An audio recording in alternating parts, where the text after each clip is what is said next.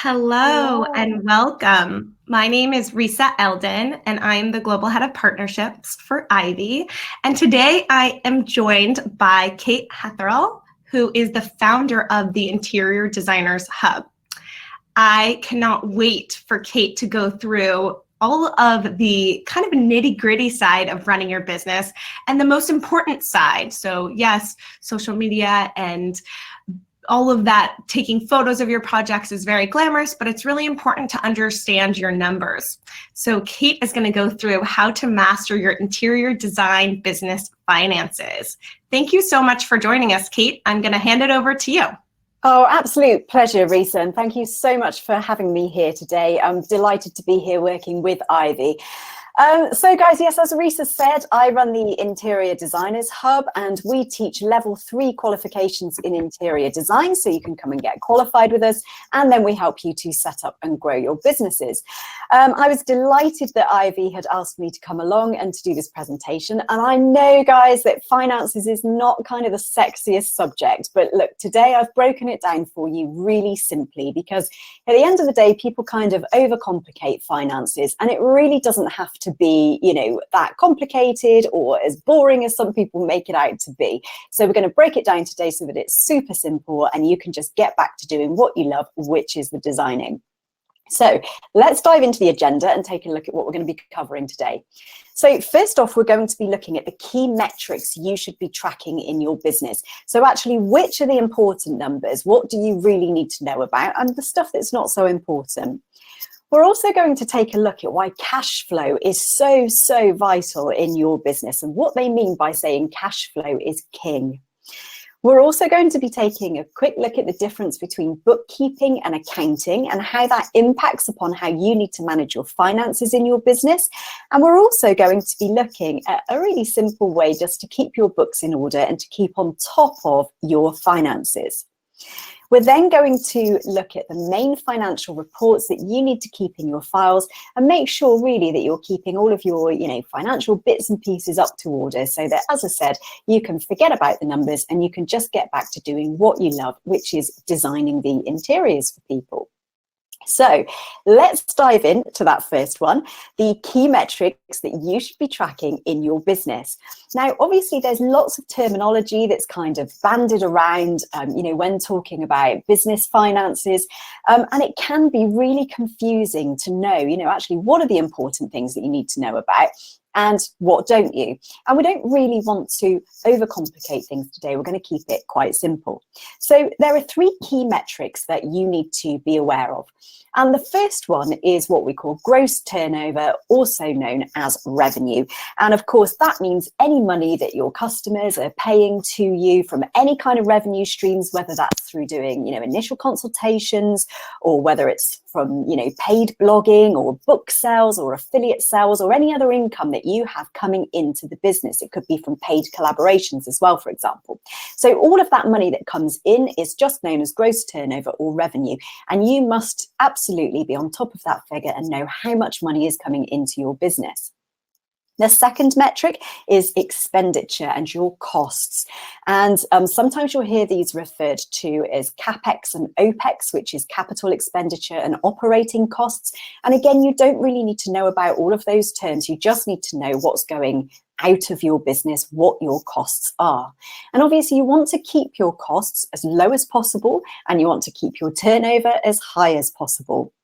So your costs can include obviously things like software costs for your website, but they can also be project specific costs as well. So I'm thinking things like, traveling expenses to visit the site, if you're having plans photocopied and you're charging for those things, but it can also be those bigger project costs as well, like when you're buying FF&E for your clients as well. But whatever it is, whatever you're spending, you need to track that really meticulously so that you know exactly what's coming in and exactly what's going out. And then that makes it super simple that the final metric you need to track is your profit. And that is quite simply your revenue or your gross turnover with your costs taken out of that. And that tells you how profitable your business is. Now, isn't that super simple? And people, massively overcomplicate it. And really, in a small business, to make sure that it's successful, those are the 3 key things that you need to look after. So let's just take a quick look at how this looks in practice. So let's say that we've got a client here and the client makes a payment to you of £60,000, and that is what we call your revenue.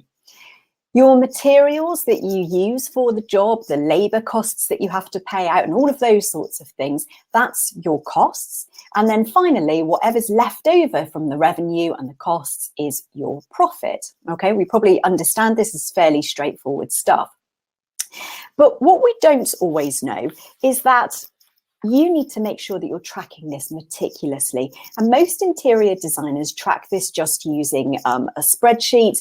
And I know that Risa will talk to you afterwards as well about the Ivy software and about how Ivy can help you manage your finances. But tracking what comes into your business and what goes out of your business doesn't have to be massively complicated. A simple spreadsheet like this, just tracking the revenue, the expenditure, and the difference between them is all you need to do. And you don't need to make it more complicated than that. Now, you may also have heard the expression, revenue is vanity, profit is sanity, but cash flow is king. And this is what I want to talk to you about next, because whilst it's really important to know about the money that's coming in, the money that's going out, and how much you're making in terms of profit, cash flow is actually more important than any of those three things that we've just spoken about. In fact, cash flow is the most important metric that you need to track in your business. So cash flow is more important than revenue. It's more important than your costs, and it's even more important than your profit. So let's take a look at why that is. So we're going to use the example that we've looked at here, and we're looking at the client paying you, £60,000, which feels like, a big project. There's a good chunk of money. And, you could go around saying, oh, yes, we've had a revenue this year of £60,000, or we've, turned over, or per project. And you may well then go on to talk about your profit and say, oh, yes, we had £12,000 profit. And actually, if you look at that and you think, wow, I've just done a £60,000 project and I've made £12,000 profit, that looks amazing. However, what you need to be aware of is that you must make sure that your cash flow is also taken care of. And I'm going to show you an example of how a cash flow forecast works. So we've got the months across the top here, and we've got the information on the left-hand side. So you can see that first row is about the amount of cash that you've got in your bank at the beginning of the month. So in this example, for this project, let's say you've got £10,000 in your bank, and that's kind of a buffer that you use for, project costs, whatever. Your expenses in January are nothing. Let's say that you're just going out and doing your initial client consultation, perhaps, and just talking to them about the project. And your revenue, let's say that's come in from your client consultation, £250. And so at the end of the month, you've got, cash in the bank of £10,250. So let's move on to February. And in this month, perhaps the client is going for planning permission, or there's some delay in the build is starting, or whatever it is. So you don't have any cash coming in that month for this project. And you also don't have any cash going out. So the month end cash is the same as the month start cash. Moving on to the next month, let's say that the project is well underway now, and you've started paying out for contractors, you've started paying out for materials, and so on. You're incurring your own expenses. And so you're having to pay out £15,000. Let's say there might be some software costs in there as well, for example.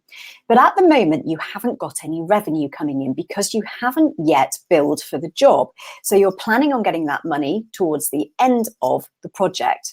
And so what that means is you've had to pay out more money than you've had coming in the business. And so your cash at the month end is actually going to be a minus figure. So we're down nearly £5,000 at the end of this month. Now, you're not especially worried about this because you know that come the end of the project, you're going to be getting a payment of £60,000 and that you are going to be able to pay off that debt with no problem whatsoever. So we then move into April, and we're starting the month with, £4,750 down. And this time we've got, loads of project costs going out. Our expenses, our costs have come up to £33,000. And you're still not worried about it because even though you haven't been paid yet, you know that you've got £60,000 coming to you. So you end the month with £37,750 down.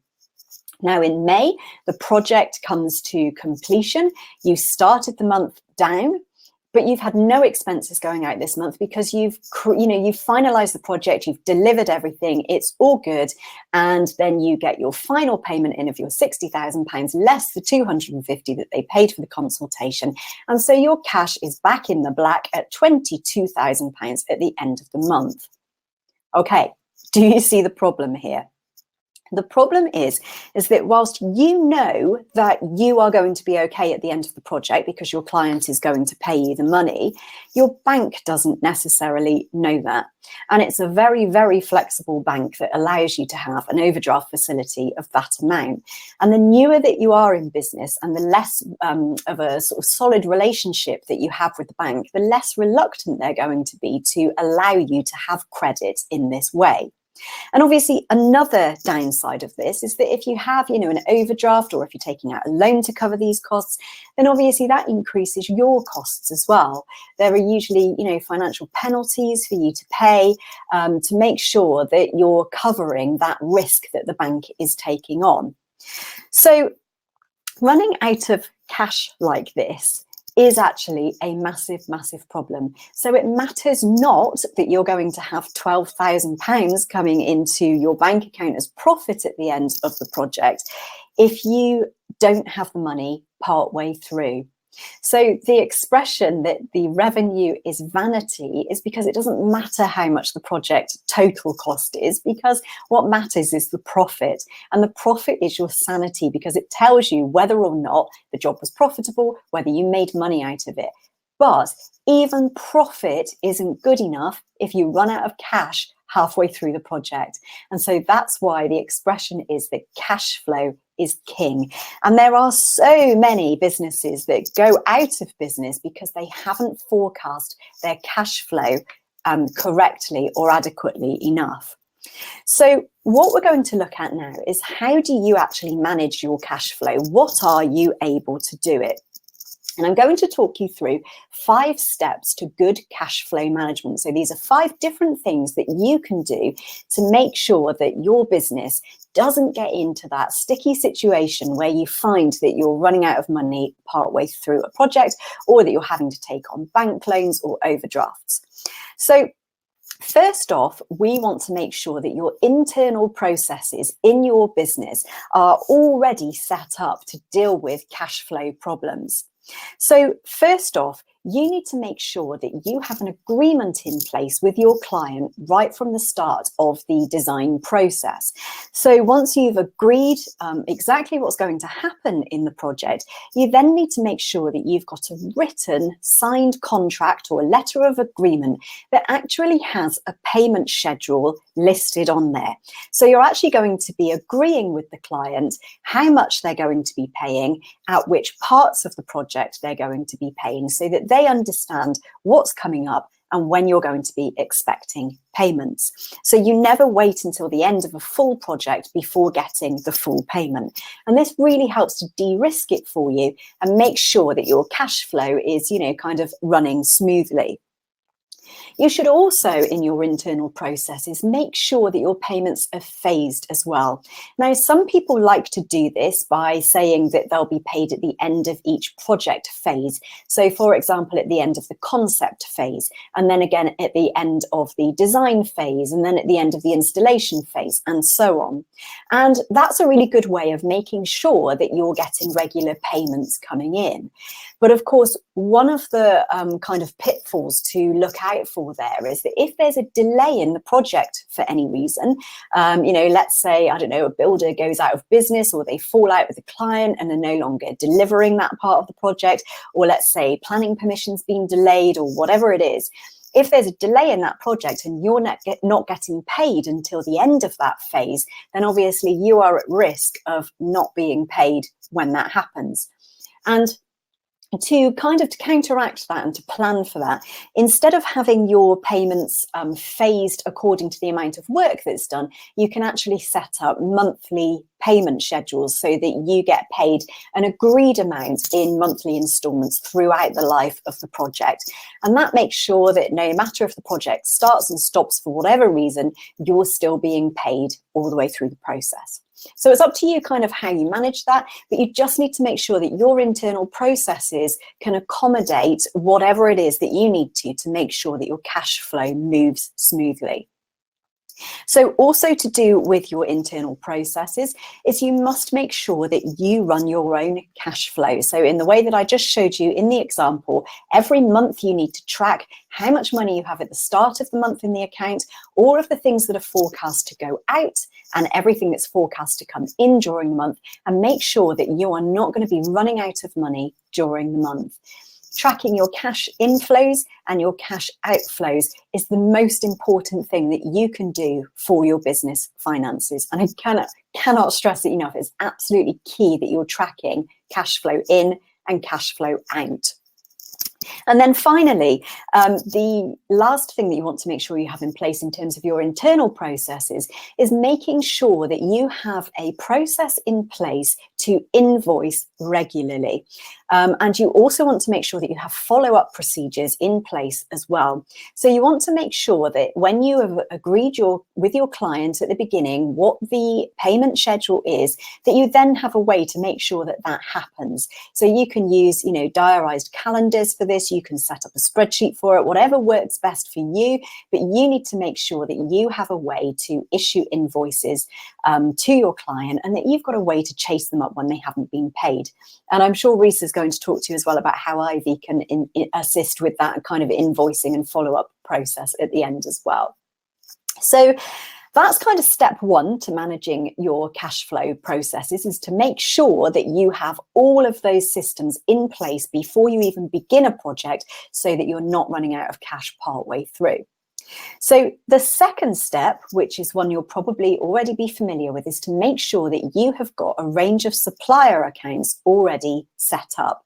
So most interior designers, after they've been in business for a while, develop a style. That style becomes known and people tend to come to them because they like that style. Now, that often means that you will be using a smaller amount of suppliers. So rather than shopping the whole marketplace, you will probably have a set of dedicated suppliers that you use more regularly than you do others. And of course, it's really important to get in touch with those suppliers and to make sure that you're setting up supplier accounts with them. Often when you first set up a supplier account, the supplier doesn't allow you any credit because they don't know you. But some suppliers will actually run credit checks on you to make sure that you're credit worthy. And then at that point, or further on down the road, once you've established a relationship with them, they will allow you to start having credit with them. And this means that you can order goods, you can have them delivered to you, but you don't have to pay for them for 30 days, 60 days, or even 90 days and beyond, depending on what their terms and conditions are. Now, of course, this is a massive help to you in managing your cash flow, because you can deliver a project, you can make sure that you've got payments in before the client, and it gives you some breathing space before you have to then pay your suppliers for the goods. So again, that's another really good way to help you to manage your cash flow. So step number 3 is something called mobilization fees. Now, these aren't used a huge amount of the time, but it absolutely is a valid tool to use to help you to manage your cash flow. And mobilization fees are basically getting prepayments from your client. And you get your client to pay at the beginning of a phase or at the beginning of a project rather than at the end of it. And of course, for the designer, this means that you are safe and secure, that you can pay for everything that you need to upfront, and that it completely de-risks the project for you. So you know that the money is safe there before you go ahead and do anything else. It's particularly useful to use mobilization fees when you're working with people who perhaps you don't have, a pre-existing relationship with, or, if you're working with an overseas client, for example, chasing international payments can be a really, really difficult thing to do. And so if you're working with overseas clients, sometimes this just takes, some of the headache out of chasing fees and, making sure that you're getting your money coming in. So that's an absolutely valid tool that you can use to get those payments, upfront advance payments. So let's look at step number 4. And step number 4 is something called a designated client account, or otherwise known as a client deposit account. And this is pretty much as it sounds like. It's a bank account that you set up between yourself and the client, and it enables the client to deposit money into the account, and you have a set of rules and conditions about how you're allowed to spend the client's money, and you set up your agreement and the schedule of payments that you're going to be making. And it protects the client and it protects you as well. So you know that the money is safe there for the project, and you agree between yourselves at what stages the money is allowed to be released, and when you can spend it and how much. So it's peace of mind for the client, that if you were to go out of business, for example, you wouldn't be taking all of their money with you, and equally it's peace of mind for you because you know that the money is safe there, allocated, sitting in that bank account. These designated client accounts are used for all sorts of different professionals. Solicitors use them, and obviously, architects, interior designers use them too. And if you've not heard of these accounts before, you can actually get them from, many high street banks. And if you just do a quick Google search, or you go and visit, your local branch, then you can usually find a designated client account is on offer for you. So that's a really good facility for you to have, especially if you've got a larger project and you're doing a lot of sourcing of the FF&E for it. So cash flow step 5 is to use an overdraft or a cash reserve in your business. Now, I don't recommend that you do this, and this really is just the final resort to help you with your cash flow.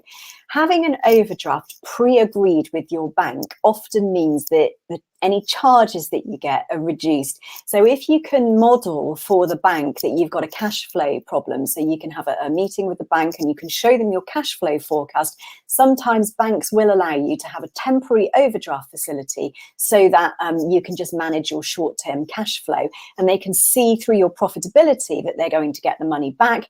But obviously, there are some pitfalls with doing this as well. Often banks will charge you to have an overdraft, particularly if you have a business account. Sometimes they'll charge you interest on the amount that you're borrowing. And obviously you have to factor that into your cost base and you have to pay it back. Additionally, when you're taking on those costs for your client, you obviously then have to make sure that your client is going to pay you. And if you did have a client defaulting on a payment, then obviously you're going to be out of pocket and you have to pay back that overdraft no matter what. It's the same with a cash reserve. If you keep a buffer of cash in your bank account to manage, those peaks and troughs in cash flow, then, that's fine to do it, but you just need to remember that that's a riskier thing to do, because if the client doesn't pay you for whatever reason, if they dispute your work or if they go out of business, if it's a corporate client or, whatever, that you could be liable to pay back that money, even though you haven't really seen anything for it. So some kind of different ways there for you to manage your cash flow.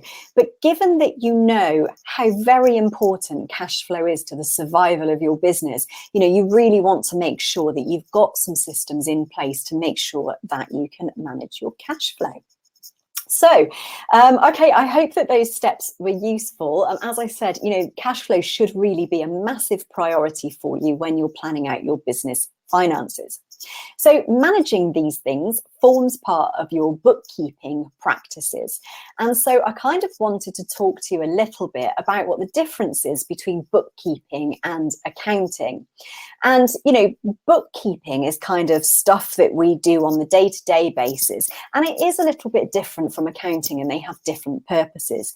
So I'm just going to kind of briefly talk you through some of the differences here.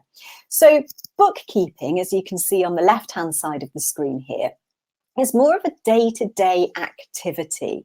And it's about you kind of recording those financial transactions. It's making sure that everything is recorded properly on spreadsheets. It's about what I was talking about before, about your internal processes, about making sure that you've got your invoicing processes in place, that you're invoicing people regularly. that you're reconciling your bank accounts, that you're making sure that your bank account and your bookkeeping spreadsheet match with each other, and that you're really on top of your finances, and keeping all of those records that you need to on a day-to-day basis. Accounting, on the other hand, is kind of a more of a top level thing to do for finances. So when you have your bookkeeping in order, it makes your accounting easier. So accounting is more about looking at larger swathes of time. So rather than the day-to-day business of running your finances, it's more about looking at your finances over a period of time, analysing what's happening and reporting. So you'll be looking at, for example, your profits and your loss over the course of a year or over the course of a quarter, for example. And you'll be looking at where the peaks and troughs were in your business across a 12-month period. And obviously that can help you to aid your decision making, and it can inform your budgeting and your forecasting, because if you know that there are periods of the year where trade is quieter, where you don't get so many clients in, then obviously you can use that financial information to plan for your business accordingly.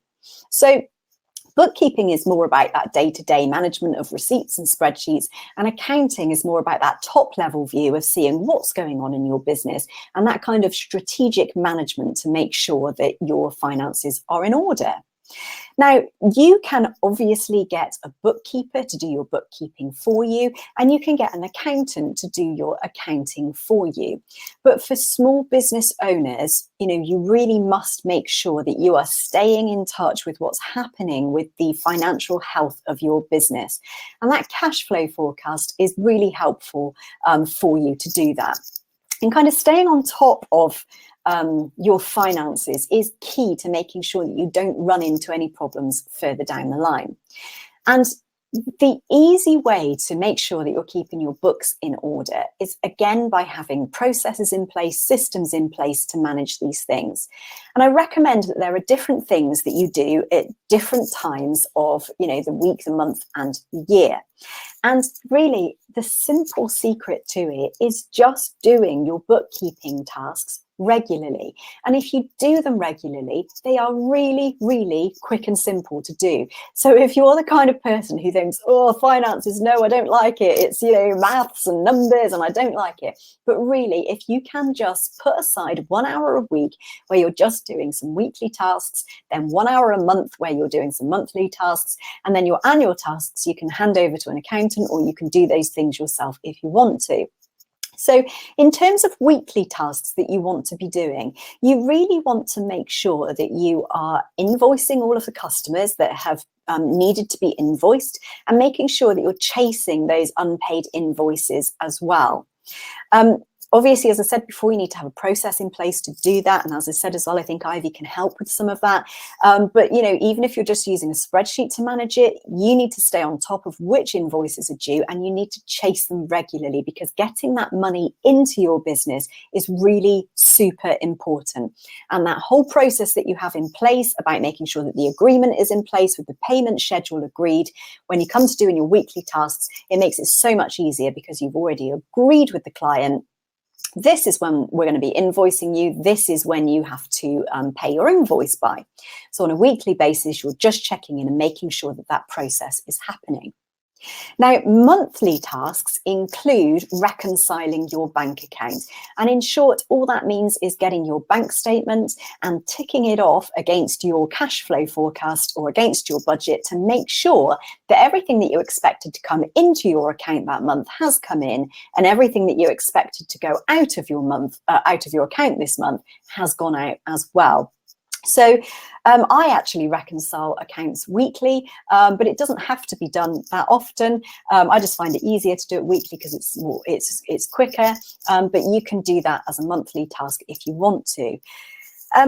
Of course, doing it monthly helps you to see whether you've got cash in your business, making sure that you're not running out, and making sure that your cash flow forecast for the next few months ahead is going to keep you in a safe place, is going to keep your business healthy and thriving. And then finally, you've got your annual tasks that I'm mentioning there. And your annual tasks really are your more accounting tasks rather than bookkeeping. So it's, this point in the year, whatever the end of your financial year is or the end of your tax year in your business, you need to obviously fulfill your legal obligations, making sure that you're doing things like reporting your profit and loss. And, if you're a registered business, you have obligations with Companies House in the UK, and with HMRC as well, doing your self-assessment tax returns as well. So you need to make sure that you've got, your annual tasks diarised so that you know when it's coming up, so that you're not leaving it to the last minute. And if you're, all of those annual tasks are feeling like a headache, for a few £100, you can just outsource that to an accountant to do that for you. So talking of, financial documents and files and the things that you need to keep, you should obviously have files, on your computer and, perhaps in hard copy as well, depending on what type of information you've got. And there are some key things really that you need to be keeping. So in terms of financial files, you want to keep a record of all money that comes into your business. So that means any invoices that you have issued that have been paid. That can also be things like till receipts if you have, till roll if you have, a physical business, if you have an interior shop or something like that. So any money that comes into the business, you must have that documented in some way through, receipts or something like that. You also need to document all money that's been paid out. So that's any receipts for things that you've bought, and any invoices that you have paid out in your business. You should also keep your cash flow forecast, which obviously we've talked about, and that's just a really helpful record of what's happening in your business. More importantly, looking forward, but also it can help you if you keep older cash flow forecasts for you to see what's happened in the past and for you to learn from it really, because, you don't have to get this right all at once. It's, give it a go and adjust it as you go along. You should also keep your bank statements as well, because, if you ever need to go back and check anything, you've got those to refer back to. And a bank statement is, an actual report of what actually happened in your account during that month. So it's a really, solid bank issued document to have. Now, there are other reports that you should run annually and sometimes more often than annually. Some people run these monthly or quarterly, but a profit and loss account showing what your business has made or what your business has lost in the previous 12 months is usually produced, and for a limited company should be produced. And also a balance sheet, which shows what the company owns and what the company owes, so its assets and its liabilities. Now, if that's getting too technical for you, don't worry about it. Again, when I was talking about those annual tasks, that's something that your accountant can take on and can do for you. And we don't have time today, unfortunately, to go into how to create a profit and loss statement and how to create balance sheets. And I think that's probably a topic for another day. But if you have all of those files in place, if you have everything documented, then a good accountant will be able to go through that and to prepare the reports that you need to make sure that you're, kind of legally compliant and make sure that you're doing everything that you need to in your business. So we're kind of coming to the end now, and I just kind of wanted to recap on some of the things that we've looked at. So I just want to really make it clear that we're not kind of getting too bogged down in the financial detail of running your business finances. The key metrics that you should be tracking in your business are about the amount of money that's coming in, the amount of money that's coming out, and the profit is the difference between those two things. But what's more important is that cash flow is king, because no matter how profitable a project is going to be, if you haven't got your payment system set up right, then you're not going to be having enough cash to continue operating your business, and it ends up being the death of many, many businesses. But now that you've watched this, it's not going to happen in your business. because you're going to be going away and making sure that your cash flow forecast is in place to manage your project's cash flow. We've also looked briefly at the difference between bookkeeping and accounting, and I do strongly urge you to make sure that you're doing at least some of your bookkeeping yourself. So you don't have to be filing all of your receipts and so on yourself. If you don't want to, you can be getting somebody else to do that for you. You can outsource that to a VA or a PA, or of course to a bookkeeper, but you do need to still have a handle on what's going on in your finances. So never ever outsource the whole thing completely. You still want to be checking in every month and seeing what's been going on in your account this month, what's come in, what's gone out, and how your cash flow forecast is looking. And then obviously you want to make sure that you're doing those tasks weekly, that those monthly tasks are getting done, and that you also have your annual financial reports sorted out either for you by a qualified accountant, or, obviously you can do those yourself if you feel more comfortable with, managing your financial records yourself. And then obviously we looked at some of the main reports that you need to keep in your files and the main sort of documentation that you need to keep. So that's pretty much all from me. So I'm just going to hand back over to Risa and see if we have any questions from the people here. Fabulous, fabulous. Well, very critical, important, beneficial information that sometimes gets overlooked. And I like how you said, yes, okay to outsource, but it's also important to still have a hand and understand what's happening in your business and knowing your numbers. We talk about that a lot. Question for you. And I don't know, you might not have the answer for this, but I don't know, because of course I'm based in the US, so I know the market here a little bit better, but if you know, how do you find a good bookkeeper that really understands an interior designer's business? Do you have any recommendations? I think that personal recommendations are great. So if you, most people are, connected with an interior, a community of interior designers. So I always think getting personal recommendations is really important. But I think people that specialize in small businesses, regardless of whether they're interior design businesses or not, are probably the better people to go with. So rather than going for, big financial accounting firms, if you've got kind of local bookkeepers that are used to doing the books for small businesses, that's the sort of person that you want to go with in the beginning, because you want somebody that understands about the fact that you've got, receipts flying in from different places, and that you just want somebody to kind of store it, document it all. And so, yeah, I'd kind of keep it local and somebody that is used to doing the books of small businesses.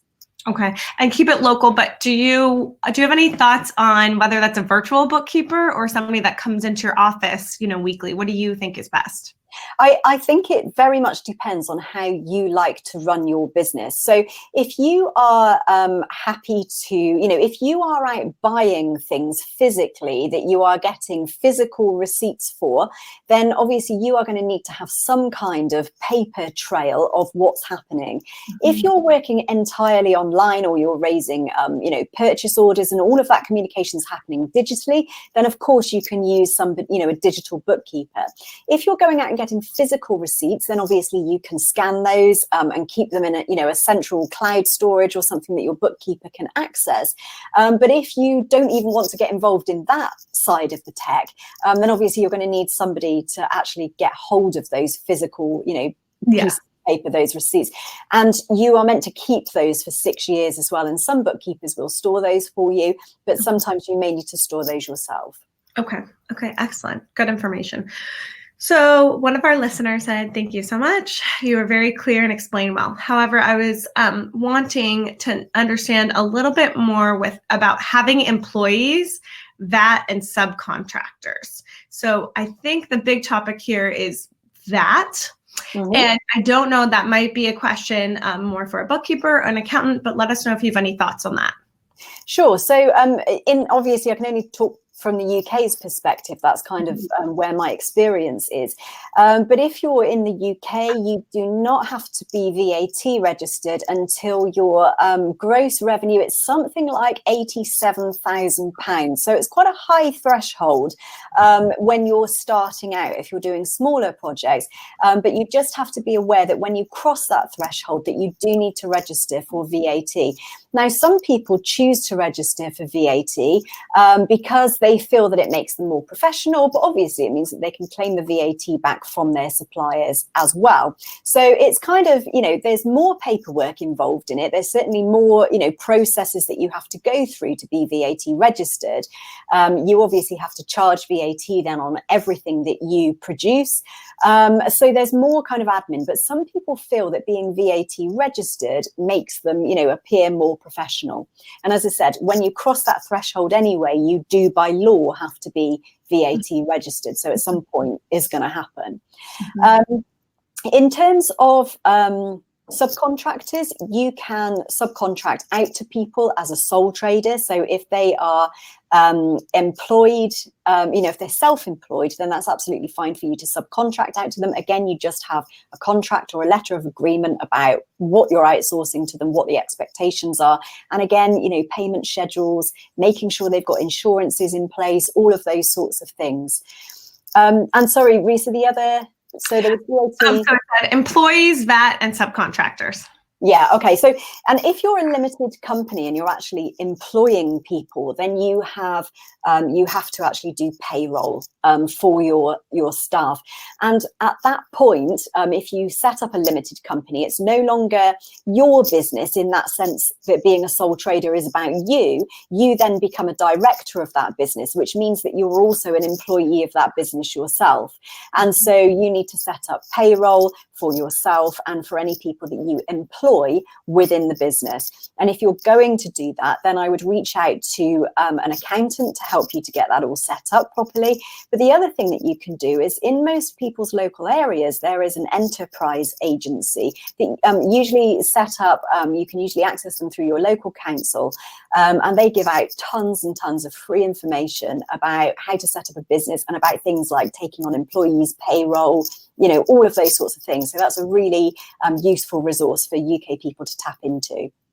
Yes, great. Thank you for that. And somebody was asking about using Ivy, which I will cover in a second. I want to make sure that we get all of our questions specifically for Kate. And there was a question, I'm just making sure I understand this. It just said, do you have any recommendations for e-designers? And what I think she means here is saying different advice for e-designers versus a traditional designer. I think the keep it simple rule is exactly the same. So the key things to remember without getting bogged down in anything else is tracking the money that's coming in, the money that's going out, and the cash flow. Now, obviously, e-design can include all sorts of different things, and it depends whether you're, sourcing products, whether you're paying for the FF&E. So the rules really are the same. It's about keeping the information about what's coming in and what you're spending, and just making sure that you've got all of those processes in place to deal with it. Just because you're working online doesn't mean that you should be paid any differently. You should still be, staging your payments. Consultations can be paid for in advance. You certainly don't want to be giving out e-design packages without taking payments for them. Yes, that makes sense. Great. Give a couple minutes here for any other questions. If we don't have any other questions, thank you so much, Kate, for joining us today. Very beneficial information that I think everybody needs to implement. And if you do want to understand more about Ivy, as Kate mentioned, Ivy is a business management tool for home design professionals. Please stay with us so that I can kind of run you through and answer any of your questions. Awesome. Thank you so much, Kate. And I will get started. Bye. Bye-bye. Bye. Okay, so thank you again. That was a really informative session. And I want to tell you a little bit more about how Ivy can really help you manage your business and help you make more money, because at the end of the day, that's why you're here. So let me go ahead and share my screen with you so that I can go through and answer some of those questions that you might have. All right, so a couple key features I think that Kate was mentioning. Really, it's important to understand and know your numbers. And I'm not exactly sure of the exact gross margin percentage in the UK. I know the number in the States is 40%. That would be your goal gross profit margin. And how do you do that? You track for your time, you bill out for products, you get really good discounts on products, and then you can add a purchase fee or a markup to products. a lot of different ways to make revenue. So the first thing that I really wanted to show you is when you log into your Ivy account, you can see all of your different projects. And I am in a project called the Cotswold Country House right now. And I can actually go directly to my supplier's website, and I can actually clip the product directly from my supplier's website. Pretty quick and pretty easy, so that you can save time on putting together this presentation for your client. So that is really nice. All I would do is use the little clipper. It's an extension on your Chrome browser right here, and I just click into it. I can grab alternative images as well, and then I can, if I hover over this title, I can actually clip all of the product information, including the cost. If you want to add a markup, there's a little calculator right here, so I can figure that out, and it will tell you what your profit is. And then you can include your VAT, your different rates of your VAT. You can add a client description, and then of course you can add dimensions right here. You can select your supplier. You can add a category. So really quick and easy. And of course, the information that the client should be seeing shows to the client. The information that you should be seeing shows to you. And you can save that product directly to your Ivy library. So then when you're going into your proposal, you can actually add that item directly to your project, saving time. I know a lot of designers that I talk to on a daily basis have a lot of screenshots kind of all over their desktop. So with Ivy, it's really easy to just drag that item right into your proposal. It doesn't have to be products. It could be, as you see here, tile. It could be service line items. It could be really anything that you want to add to your proposal. And you can, of course, add your own pictures as well. It doesn't have to be clipped from a supplier's website. So you see right here, I have all of my products ready. And then I've really quickly created my proposal. And Ivy also, with the click of a button, allows you to create your presentation. So if I click View Spec Sheets, what will generate from the system is these spec sheets right here that show the alternate images. And if you want, the spec sheets can also show the price in pounds as well. And if you're doing eDesign, it can also show the link where you purchased from. And then you see once I click on the link, it will take me directly to that item. So that's really nice. I know somebody mentioned that they are an e-designer, and this is a really nice way to leverage a presentation. And if you're letting your clients do the purchasing, they can still do that as well. You can include that link. Okay, so a couple other things I want to show you here is that you can really customize this proposal. You can group items together if it's a custom sofa and it has lots of different line items and you only want the client to see it as one line item. I can do that. I can allow my client to approve per line item. I can even allow my client to see the markup percentage. So Ivy really works in the different way that you run your business. When your clients click into these items, they can see them nice and big. You can include specific instructions about price including VAT or not including VAT. And then you can even send this proposal out. You can ask your client for payment. You can take a credit card, which is a 2.5% processing fee. Again, you can also take payment however you wish to. Ivy really works in the way that you run your business.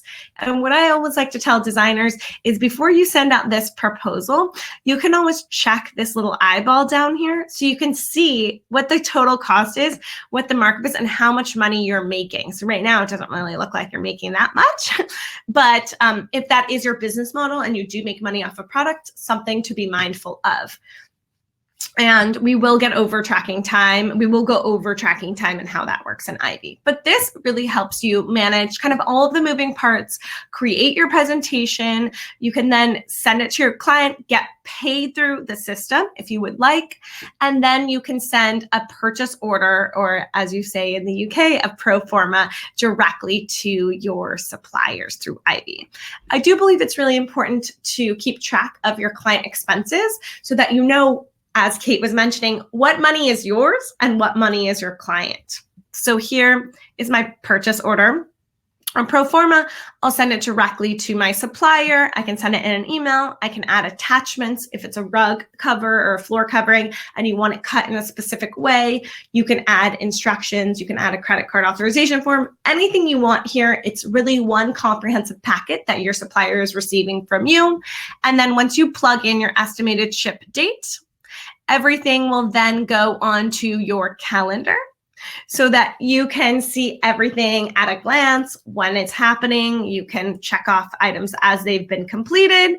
And then this syncs over to your project tracker, which really becomes your project schedule, really the heartbeat, the Bible of your project. So you know what's happening and when it's happening. You can filter to however you want to, and you can really see all of the different items happening with the schedule, and you can add up to 5 custom columns here. So this is very helpful, and at a glance, it lets you edit all of this information and manage your schedule. So this is my favorite feature. Very passionate about this. I used to manage a design firm here in the States, and it was a nightmare. All the different tools that I was using and Excel spreadsheets. Here, everything's really in one place. Ivy's in the cloud, so everybody on your team can access the same information. And then you can go ahead and download your FF&E schedule as an Excel or as a PDF, totally up to you. And that really helps managing your business and understanding your numbers kind of in one place. Of course, each project has its own little dashboard, so I can understand a breakdown of my financials, the project budget, total invoiced, total proposed, a breakdown of time billing, and any appointments and anything's coming up for each project. Okay, and something that we didn't talk so heavily about today, but I love talking about, is tracking your time, making sure to not leave any money on the table. So Ivy has a time tracker built in. Looks like I might have left my timer on here. So I can actually go in and I can do this on my computer.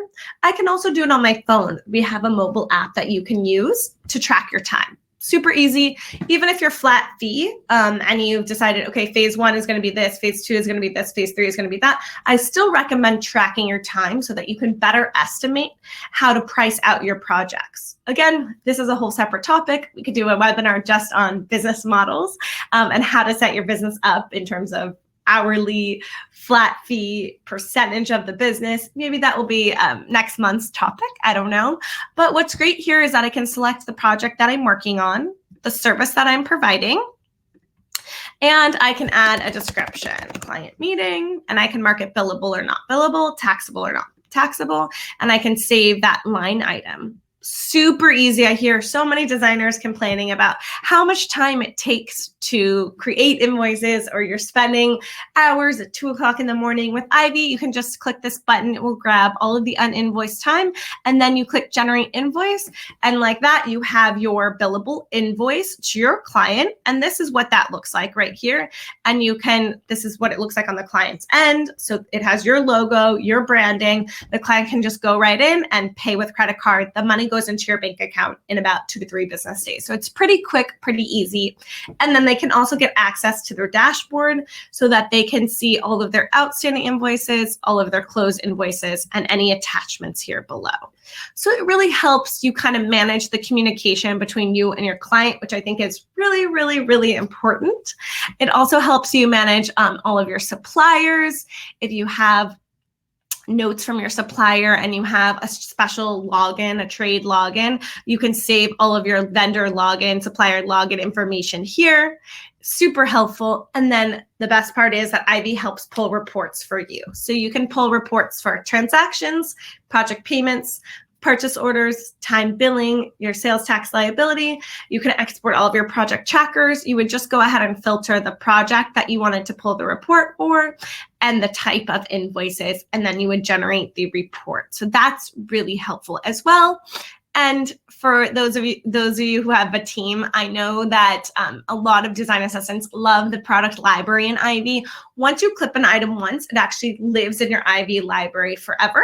So it saves so much time, because let's say you have a paint color that you use over and over again. Instead of specifying the paint every single time, you can clip it once, save it in your library, and then you can just drop it onto the proposal and create a paint schedule for your painting or for your builder.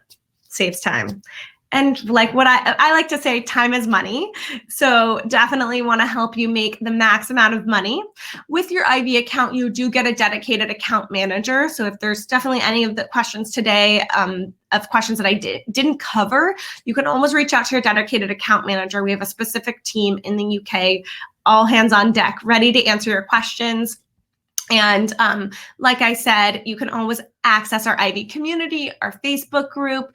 You can access our industry webinars. And then if you have specific questions and you want to watch any tutorial videos, you can access that via the Ivy training button in your Ivy account. So that's really helpful as well. I'm going to pop over here and see if anybody has any other questions for me. I will go ahead and answer a couple questions, and let's see. How do you add services into the service box on the time billing? Great question. Let me go ahead and share my screen, but let me go check this other question over here. I think my bank account doesn't want to change bank account. Okay, so if you want to change your bank account, definitely reach out to your dedicated account manager. I will make sure that we get you in touch, or you can email me, Reisa, R-E-I-S-A @ivyy.co, and we can go ahead and make sure that we get that updated for you. No problem. Okay, so how do you add services into the service box on time billing? So this is a great question. Let me go ahead and reshare my screen and see if I can answer that for you. Okay, so and again, this is a question I get asked all the time, because sometimes designers are kitchen and bath designers and they say, oh, maybe Ivy is not the right platform for me. I don't specify any furniture. But the good thing about Ivy is that you can really specify anything and everything that you do, whether, like I said, it's a toilet, it's plumbing, it's a sofa, Ivy's got your back. So I'll go into my proposal here. And what I'll do is I will go into, let's go into this proposal. And let's say you wanted to add a service item. So I just click add services and products, and see where it says add all services. And then I click add new service. And then I could grab an image from my browser if I wanted to. Let's see, let's just say it's an Ivy logo. And then I can add, shipping to client. And then I can add the category here, shipping. I can add a description. And then I can add this all here and add the rate right there too. And it tells you the rate exclusive of that. And then I can save that right there. And then I've added that service item. Hopefully that answers your question right there. Hi, how are you? Hopefully that answers your question about adding service items. To the time billing, it would be the same thing. I realized that I just showed you on the actual proposal, but you wanted to add it to time billing. So same thing right here under time and expense. I would go into the invoice right here, and then I would go into edit, and then I can add, same thing, a service item right here. I add it on right there. So you can always add, again, I don't always recommend putting time and service items on the same invoice. That's really just my knowledge in the States. It might be different in the UK, but you can always add products onto your time billing invoice. That's why it's called time and expense, because sometimes in the States, reimbursable expenses are added to time, but it's really up to you, and you can 100% add those both onto the same invoice. Great. Well, I'm just about, oh, really? Okay, well, let's make sure, that's strange. Let's make sure that we get you synced up with your dedicated account manager so that we can answer that question for you. And if anybody has any other questions, I see one last question. I think we got you taken care of on the last one. It was just about seeing my screen. Hopefully, yes, Vivian, hopefully everybody got your questions answered today. And thank you again for joining us. If you do have any follow-up questions, you can email me, Reisa@ivy.co, or Lisa, Lisa, @ivy.co, who hopefully most of you met if you came to DeckRex. And thank you so much. I hope you all have a nice evening, and I will see you soon.